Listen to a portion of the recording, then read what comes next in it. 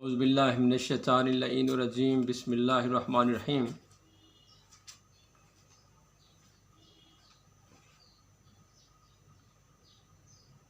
الحمد للہ والصلاۃ علیہ اما بعد، اطیعوا اللہ واطیعوا الرسول اولی الامر منکم۔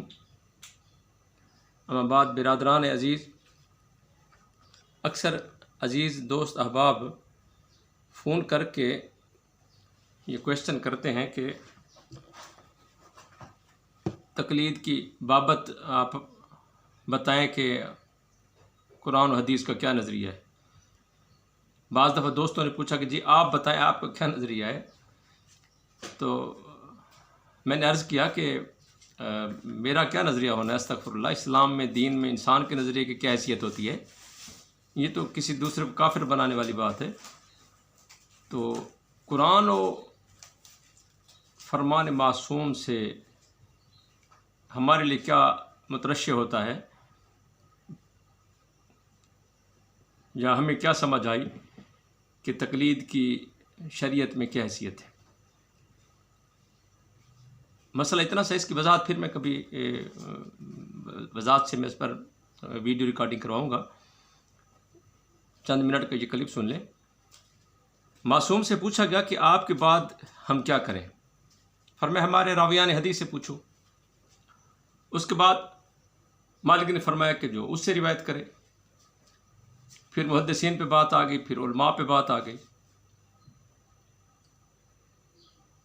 اس میں جو کلیہ ہے وہ یہ ہے کہ کسی بھی آپ روایت یا حدیث کو دیکھیں، اگر وہ ٹیلی کرتی ہے قرآن مجید کو، مطابقت رکھتی ہے قرآن مجید سے، تو وہ آپ لے لیں، اور اگر وہ قرآن و حدیث کے متعلق نہیں ہے فتویٰ یا گفتگو یا جو شرعی مسئلہ ہے جو بیان کیا ہے کسی عالم نے، اگر وہ قرآن و حدیث کے برعکس ہے تو دیوار پہ ماریں۔ اس پہ قطعی طور پر معصوم نے فرمایا کہ اگر ہمارا ظاہر روایت اور حدیث میں تو معصوم کا نام لیا جاتا ہے، نبی کا نام لیا جاتا ہے، تو فرمایا اگر ہمارے نام سے کوئی روایت تم تک پہنچے یا حدیث کہہ کے بیان کی جائے اور وہ قرآن سے مطابقت نہ رکھتی ہو تو اسے دیوار پہ مار دیں۔ یہ سمپل سی بات ہے۔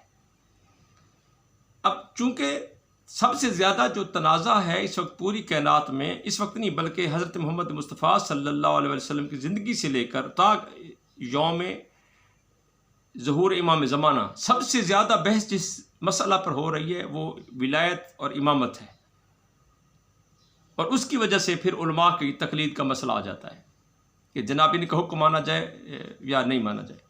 تو سمپل سی بات ہے، اگر علی ولی اللہ قرآن سے مطابقت رکھتا ہے اور خم غدیر میں کوئی حکم تھا اور شب معراج اللہ تعالیٰ نے رسول پاک صلی اللہ علیہ وسلم سے کہا تھا کہ اگر آپ نے علی اللہ نہ پہنچایا تو آپ نے رسالت کا کوئی کام نہیں کیا، اور دعوت ذو العشیرہ جو سب سے پہلی دعوت اسلام تھی جس میں رسول پاک صلی اللہ علیہ وسلم نے، حضرت محمد مصطفیٰ نے اپنے رشتہ داروں کو، اقارب کو، منظر عشیرتک الاقربین کے تحت جو سب کو بلایا تھا، اس میں بھی ولایت علی علیہ السلام کی بات تھی، وصایت علی علیہ السلام کی، خلافت علی علیہ السلام کی بات تھی۔ دین کی ابتدا بھی ولایت علی علیہ السلام ہے، دین کی انتہا بھی ولایت علی علیہ السلام ہے۔ اگر تشہد میں علی اللہ پڑھنا قرآن کے مطابق ہے تو آپ تسلیم کریں گے، اور اگر قرآن کے برعکس ہے تو ظاہر ہے کوئی اس کو تسلیم نہیں کرے گا۔ پھر وہی بات آ جائے گی اب کہ اگر علماء سے، میں بھی تو ایک عالم دین میں بات کر رہا ہوں اور اسی طرح کوئی دوسرا عالم دین بات کرتا ہے، تو معصومین نے کیا فرمایا تھا اس موقع پر؟ تو معصوم نے فرمایا تھا کہ جب تمہارے سامنے کوئی مسائل پیش آئیں، اما الحوادث الواقع تو فرجو فیہا الی روات حدیثنا، کہ جب تم پر کوئی نیا مسئلہ پیش آئے تو تم ہمارے روات حدیث کی طرف رجوع کرو، محدثین کی طرف رجوع کرو، علماء کی طرف رجوع کرو۔ تو اس پر فرمایا کہ من کانا صائنا لنفسہ ہی، جو اپنی نفس کی صیانت کرے، محافظا لدین ہی، اپنے دین کی حفاظت کرے، مطیعا لامر مولا ہو، مخالفا لہوا ہو، خواہشات نفسانی کی مخالفت کرے، اور جب اس سے مسئلہ پوچھا جائے مطیعا لامر مولا ہو، جب اس سے بات آپ نے کوئی پوچھی تو اس میں یہ لفظ ہے جس کو یہ ہمارے علماء حضرات زیادتی کرتے ہیں، شریعت میں مداخلت کرتے ہیں، تداخل فی الدین کرتے ہیں۔ مطیع لامر مولا ہو کہ جب تم اس سے پوچھو تو وہ امر مولا کی اطاعت کرتے ہوئے تم تک پہنچائے۔ اطیعوا اللہ و اطیعوا الرسول و اولی الامر منکم۔ مطیع لامر مولا ہو فللعوام ان یقلدوہ ہو، تو معصوم نے فرمایا تھا کہ تم پر واجب ہے اس عالم کی تقلید کرنا جو تم تک ہمارا فرمان پہنچائے۔ تو تقلید واجب ہے کس کی؟ معصوم کا فرمان جو کسی عالم یا محدث یا راوی کے ذریعے سے ہم تک پہنچے تو اس کی اتباع واجب، یہ تقلید واجب ہے، یوں تقلید واجب ہے۔ اور اس کے برعکس جو اعمال ہوں گے وہ باطل ہوں گے۔ بات صحیح ہے، نماز نہ پڑھو، قرآن میں حکم موجود ہے، لا تقربوا الصلاۃ، نماز کا قرآن میں حکم موجود ہے، نہ پڑھو، لیکن یہ بھی حکم موجود ہے وانتم سکارا۔ تو قرآن میں یہ بھی ہے کہ فیہما منافع للناس، شراب میں فائدے ہیں لوگوں کے لیے، تو پھر شراب حلال ہو گئی۔ اللہ نے تو قرآن بتایا کہ شراب میں فائدہ ہے، جوئے میں فائدہ ہے، تو پھر ساتھ فرمایا نا کہ اسمہما اکبر من نفعہما۔ تو معصوم سے توجیہ پوچھی جائے گی نا، قرآن اپنی وضاحت خود کرتا ہے۔ تو معصوم نے فرمایا کہ مطیع لامر مولا ہو، اطاعت وہی اطاعتیں تین چلیں گی، کسی ملا کی اطاعت نہیں ہوگی۔ اطیعوا اللہ و اطیعوا الرسول و اولی الامر منکم۔ علماء یہ کیا کہتے ہیں کہ علماء حجت ہیں معصومین کی طرف سے ہم پر، کس بات میں؟ ان کا فرمان نقل کرنے میں، ان کی ذات حجت نہیں ہے۔ یہ مسلی، میراث، چوڑ، یہ حجت نہیں ہے، ان کی ذات حجت نہیں ہے، ان کا خاندان، ان کا دوسرا بھائی حجت کیوں نہیں بنتا؟ یہ حجت کیوں ہے؟ چونکہ یہ معصوم کا فرمان نقل کریں گے۔ تو حجت کیا ہے؟ امر معصوم حجت ہے۔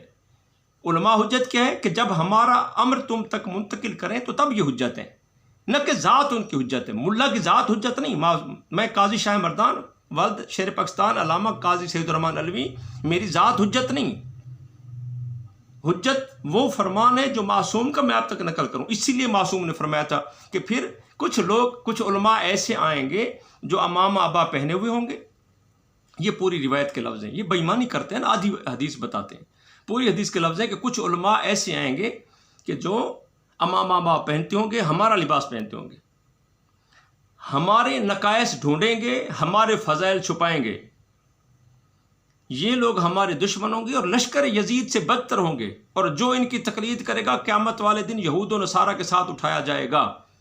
تو جو فضائل علی علیہ السلام میں جہاں معصوم نے فرمایا کہ یہاں علی اللہ پڑھو، ہمارے فضائل کو یوں مانو، جو شخص کسے باشد، مجھے کسی کا نام نہیں لینا، کوئی بھی عالم اگر اس میں معصوم کی ولایت کی مخالفت کرتا ہے وہ لعنتی ہے، اگر کوئی محمد و آل محمد کی مخالفت کرتا ہے وہ لعنتی ہے، وہ علماء یزید سے، وہ معصوم نے فرمایا کہ وہ یزید کی فوج سے جیسے بدتر ہے۔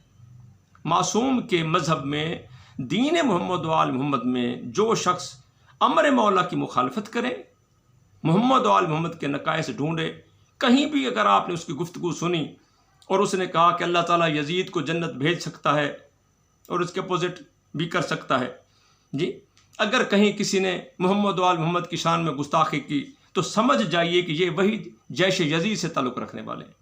اگر کوئی کہتا ہے کہ محمد و آل محمد سے مدد مانگنا شرک ہے، اگر کوئی کہتا ہے کہ تشہد میں اذان میں علی اللہ پڑھنا شرک ہے، کفر ہے، ابھی شکر ہے ہم نے یہ ویڈیو میں نے فیس بک پہ اپلوڈ کی تھی کہ وہ سرگودے کے شیخ المقصرین نے کہا کہ جناب خم غدیر میں رسول اللہ نے اذان میں علی ولی اللہ کا، وہ کلمے میں علی اللہ کا اضافہ فرمایا تھا۔ اس ابو جہل کو پتہ ہی نہیں ہے کہ کلمہ اسلام میں واجب ہی نہیں ہے۔ کلمے کا قطن شیعہ سنی میں سیاہ ستہ سے لے کر چیلنج کر رہا ہوں، میں دنیا کی کسی کتاب میں رسول پاک صلی اللہ علیہ وسلم نے فرمایا ہو کہ کلمہ پڑھنا واجب ہے یا کلمہ ضروری ہے، اگر کلمہ نہیں پڑھو گے تو تم مسلمان نہیں ہوگے۔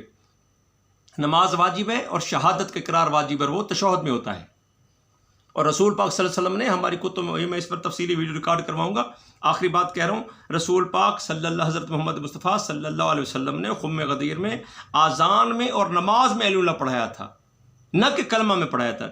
ڈکو نے بات کی لیکن کان کو ادھر سے پکڑ کے کی، علی اللہ مانا ہے کہ خم غدیر میں رسول نے پڑھوایا ہے، لیکن اس نے کلمے کا کہا ہے، جو کہ جھوٹ بولا اس نے۔ کلمہ تب واجب نہیں ہوا، تب اسلام مکمل ہوا ہے۔ کلمہ اسلام ابتدا میں اگر کوئی کلمہ تھا، یہ مسلمان تھے سب، ان کو کلمہ پڑھایا جا رہا تھا، کیا جہلانہ گفتگو ہے۔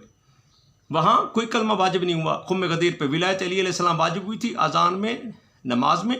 اور یہ روایت میں موجود ہے کہ جب نبی پاک، جب ابو ذر نے اذان میں پڑھایا، ایک صحابی نے کہا کہ مولا سیدی قد سمعنا مرتين بعد اسمک الشریف اشہد ان لا الہ الا اللہ، آپ کے نام کے بعد 2 دفعہ ہم نے الہ الا اللہ سنا ہے.